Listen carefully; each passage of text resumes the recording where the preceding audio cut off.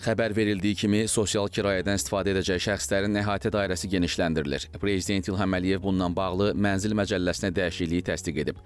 Sənədə əsasən ehtiyacı olduğu hesab edilən az təminatlı vətəndaşlar, o cümlədən sosial müdafiəyə ehtiyacı olan az təminatlı gənclərlə yanaşı, digər vətəndaşlara da dövlət və ya bələdiyyə mənzil fondunun yaşayış sahələri veriləcək.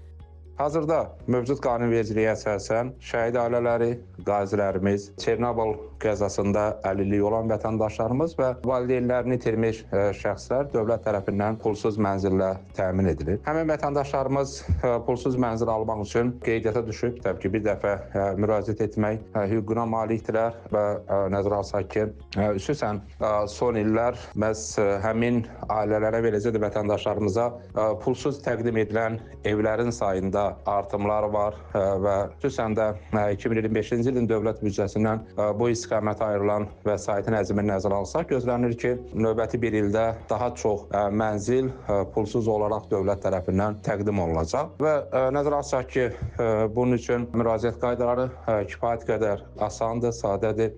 Qeyd edək ki, söz gedən şəxslər sosial kirayədən özü və ailə üzvlərinin yaşayış sahəsi olmadıqda və ya ölçüsü normadan az olduqda, həmçinin tələblərə cavab vermədikdə istifadə edə bilərlər.